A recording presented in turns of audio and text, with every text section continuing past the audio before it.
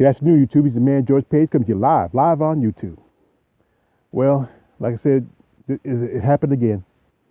It wasn't just no more than maybe a week or so after the conviction of Amber Geiger and the murder of Joshua Brown, who was the key witness in her case, that another black person was killed in their own home in Fort Worth, Texas.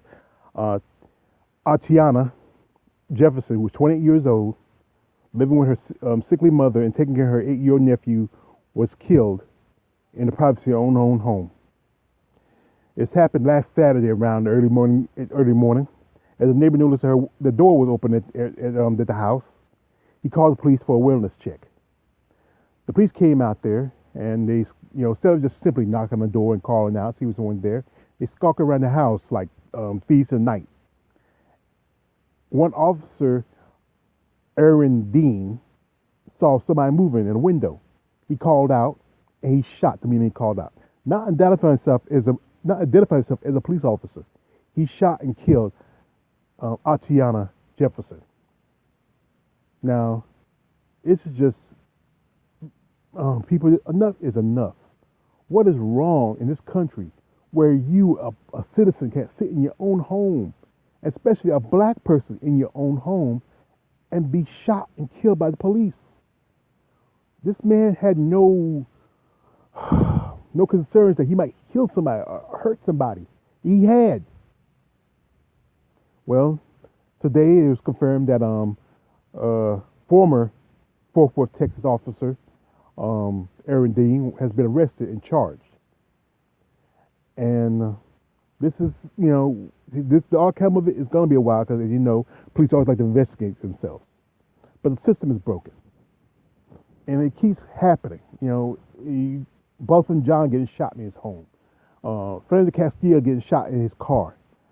Sandra Bland, who's probably maybe one of the countless numbers of black people in Texas, as we know, was one of the last states in the Union to end slavery. And it was no more than about 20-some years ago, was a gentleman by the name of Bird. I think it was Dennis Bird. I can't remember his last name. I know his last name is Bird, but I forgot his first name. Was drugged to death by 3 white men.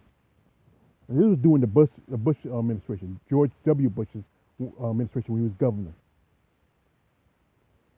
Currently, the reason why the police seem more emboldened than they are in the past, because of one Donald J. Trump. A couple years back, doing a county graduation, I think somewhere upstate New York, Donald Trump gave a speech where he said, police need to do what they got to do, rough up, knock some heads, yeah. It's crazy now how this man had just totally, he brings out the worst in society. And he is the worst. But Tatiana was a good woman, a beautiful woman. She took care of her sick mother and took care of her 8-year-old nephew. She was a gamer. She loved playing video games. Guys, it's hard to find a woman who be into that. I mean, she would have been a perfect girlfriend to some guys. But when is it going to end? When is it going to stop? When are we as a people going to realize that we are human beings? We're not, targets. We're not animals. We're not beasts of burden anymore. When is somebody going to stand up and say, enough is enough? The system has to be changed. It has to be teared down and built up from the bottom to the top. In countries like Norway and other countries where police officers, you have to at least take 2 years of academy training, not just in fighting and shooting. You have to study psychology, de-escalation, even bomb threat training. But here in America, 6 months. I was studying massage therapy. It takes 2 years to become certified as a massage therapist. 2 years, just about. But 6 months to be a police officer. And the thing is also, most jobs have drug tests and also psychological evaluations. Only time you do psychological evaluation after a cop shoots somebody. But it should be mandatory. Every so often, they should be psychologically evaluated and also drug tested. There's a lot of cops that are on drugs. So it's not just cocaine, heroin, but steroids and a long list of drugs. The problem with the system is that the dogs control the system. That's what cops are. They're the dogs, and the dog should not be above the owner. That is us, the citizens. We the ones who pay taxes. It doesn't matter you don't own property. If you own a car, you go shopping, you're paying taxes.